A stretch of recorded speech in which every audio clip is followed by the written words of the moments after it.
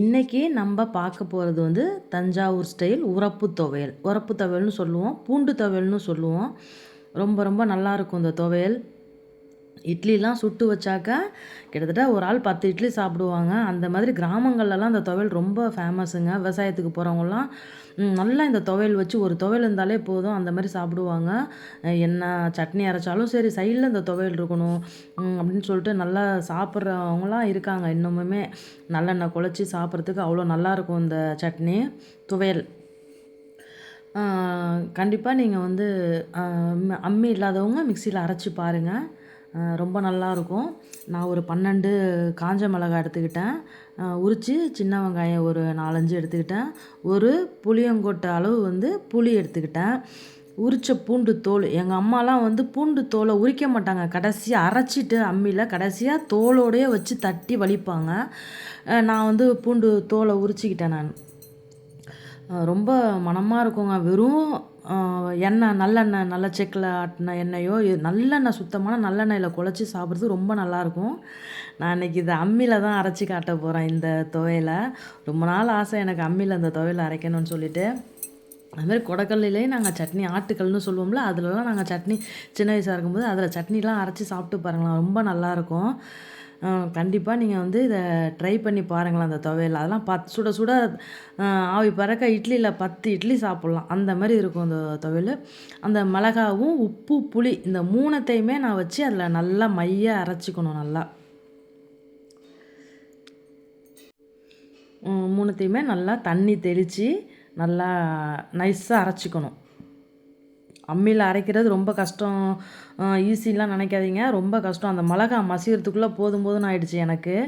அதுவும் டொங்கு டொங்குன்னு அந்த kitchen மேடில் sound வரும் சொல்லிட்டு கீழே வந்து நான் ஒரு டவலை போட்டு அது மேலே அம்மியை எடுத்துகிட்டு வந்து வச்சேன். பின்பக்கம் கடந்தது அம்மி யூஸ் பண்ணுறதில்ல.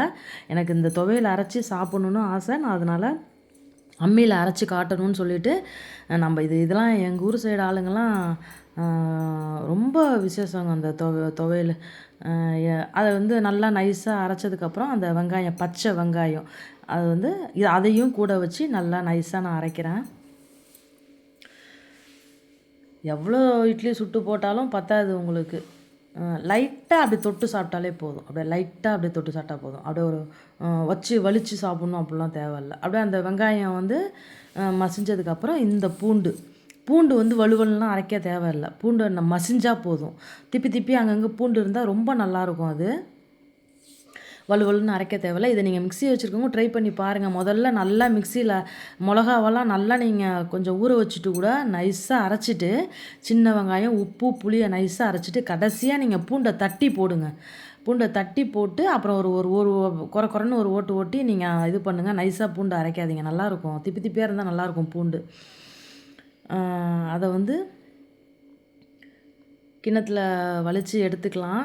கெட்டி சட்னி இலையில, வாழை இலையில் கெட்டி சட்னி கொஞ்சம் வைப்பாங்க. இந்த துவையல் ஒரு ஸ்பூன் கூட இருக்காது, கொஞ்சம் வைப்பாங்க. சைடில் பொடி வைப்பாங்க. பார்த்தா அதுக்கு சாம்பாரும் கொடுப்பாங்க. 3 இட்லி 4 இட்லிக்கு செம்மையாக இருக்கும். வந்து இந்த துவையல் கண்டிப்பாக நீங்கள் ட்ரை பண்ணி பாருங்கள். மிக்சியில் கூட நீங்கள் அரைங்க. மிக்சியில் கூட நான் இன்றைக்கி அரைக்கணுங்கிறதுக்காண்டி அரைச்சேன் அம்மியில். ரொம்ப பின்னாடியிலேருந்து தூக்கிட்டு வரத்துக்குள்ளே பெரும்பாடாகிடுச்சு. அதை அந்த வெயிட்டு நல்ல வெயிட்டு அது. இதில் வந்து நான் இப்போ எண்ணெய் குழைக்க போகிறேன். நல்லெண்ணெய், சுத்தமான நல்லெண்ணெய் போட்டுக்கோங்க. நல்லெண்ணெய் ஊற்றி குழச்சி நீங்கள் அதை சூடுலாம் பண்ண தேவையில்லை. எண்ணெயெல்லாம் அப்படியே பச்சையாக அந்த எண்ணெயை ஊற்றி நீங்கள் குழைங்கலாம், ரொம்ப மணமாக இருக்கும் அது. அப்படியே அந்த வாழை இலைய, பச்சை வாழை இலையில தானே வச்சு இட்லி கட்டி கொடுப்பாங்க. அப்படியே அதில் கொஞ்சம் கொஞ்சம் இதெல்லாம் வச்சு அதை பிரிக்கும் போதே பார்த்திங்கன்னா அப்படி ஒரு வாசனையாக இருக்கும். அந்த இட்லி சாப்பிடும்போது இன்னும் 4 இட்லி சாப்பிட்லான் இருக்கும், அந்தமாரி இருக்கும். அப்படியே உப்பு, லைட்டாக புளி, பூண்டு வாசனை, வெங்காய டேஸ்ட்டு, அந்த காரம், அல்டிமேட்டு துவையலுங்க இது. பூண்டு துவையல்னு சொல்லுவோம். தஞ்சாவூர் ஸ்டைல் உரப்பு சட்னி, இது பேர் உரப்பு சட்னிம்போம். ரொம்ப நல்லாயிருக்கும். நான் ரெடி பண்ணி குழச்சி வச்சுட்டேன். நெக்ஸ்ட்டு வந்து பார்த்திங்கன்னா தேங்காய் சட்னி. இட்லியை ஊற்றி வச்சுட்டு நான் தேங்காய் சட்னி ரெடி பண்ணேன். இட்லி எப்படியோ சாஃப்டாக, நான் மிக்சியில் தான் அரைச்சேன், அவ்வளோ சாஃப்டாக இருந்துச்சு இட்லி. தேங்காய் சட்னிக்கு வந்து தேங்காய் திருகி எடுத்துக்கிட்டேன். இந்த பாருங்கள் தேங்காய் திருகி எடுத்துக்கிட்டேன். அதில் அரைக்கிறதுக்கு 2 சின்ன வெங்காயம், 2, 3 சின்ன வெங்காயம், சின்ன துண்டு 1 இஞ்சி துண்டு இஞ்சி, ஒரு 3, 4 பச்சை மிளகா காரத்துக்கு ஏற்ற மாதிரி. இது வந்து வெங்காயம் பொடிசாக கட் பண்ணி வச்சுருக்கேன். அது வந்து தாளிப்புக்காண்டி அந்த இது அப்படியே நான் இஞ்சி, மிளகா, பொட்டுக்கடல, வெங்காயம் இந்த 4ம் சேர்த்து நான் அரைக்க போகிறேன். நைஸாக அரைச்சி திப்பியாக அரைச்சாலும் நல்லாயிருக்கும். உப்பு போட்டு அரைச்சி இட்லி நல்லா எனக்கு வெந்துருச்சு. ஆவி பறக்க இட்லி எனக்கு ரெடி ஆகிடுச்சு. இட்லியை மூடி வச்சுட்டு நான் சட்னி அரைச்சேன்.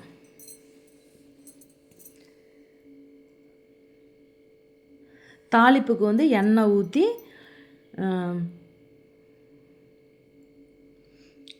கடுகு, உளுத்தம்பருப்பு நல்லா பொரிஞ்சதுக்கப்புறம் வெங்காயம், சின்ன வெங்காயம் இருக்கு இல்லைங்களா, அப்படி பொடிசாக ஒரு வெங்காயம் போட்டால் போதும். அவ்வளோ மணமாக இருக்கும். அந்த சின்ன வெங்காயம் போட்டு தாளித்து பாருங்களேன் தேங்காய் சட்னிக்கு. கருவேப்பிலை போட்டுட்டு லைட்டாக பெருங்காயம். இது வந்து கெட்டி சட்னி தான் இது. சூப்பராக இருக்குங்க. இது வந்து லைட்டு காரம், அது நல்ல காரம், ரெண்டுக்கும் அம்சமான இட்லி.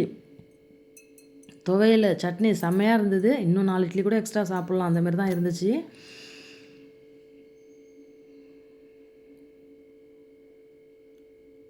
இந்த மாதிரி நீங்கள் தேங்காய் சட்னி அரைச்சி பாருங்கள். இந்த மாதிரி நான் கட்டி சாப்பிட்ணுன்னு ஆசை எனக்கு. அதனால் நான் வந்து 4 இட்லி அதில் வச்சு சின்ன வயசில் சாப்பிட்ட மாதிரி 4 அடுத்த முறை எங்கள் ஊருக்கு போயிட்டு நான் இது மாதிரி வாழை இலையில் கட்டி சாப்பிட்ற மாதிரி ஷார்ட்ஸ்லேயாவது போகணுன்னு ஒரு ஆசைப்பட்டேன். ஊருக்கு போகிற சந்தர்ப்பம் கிடைக்கல. போனால் கண்டிப்பாக நான் அங்கே உள்ள எப்படி உங்களுக்கு கட்டி கொடுக்குறாங்கன்னு நான் உங்களுக்கு காமிச்சு இது பண்ணுறேன். உங்களுக்கு இந்த ஷார்ட்ஸில் போடுறேன். இந்த மாதிரி தாங்க இருக்கும்.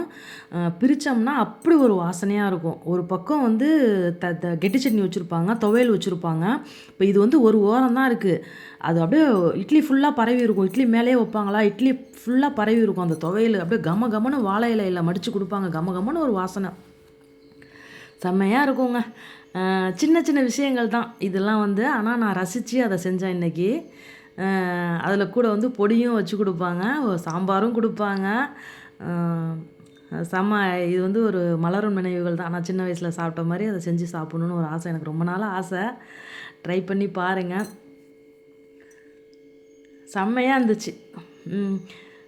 பிடித்தவர்கள் ஒரு லைக்கு போடுங்க. ஏன் லைக்கு போட மாட்டீங்க? மீண்டும் அடுத்த வீடியோவில் சந்திப்போம். பாய்.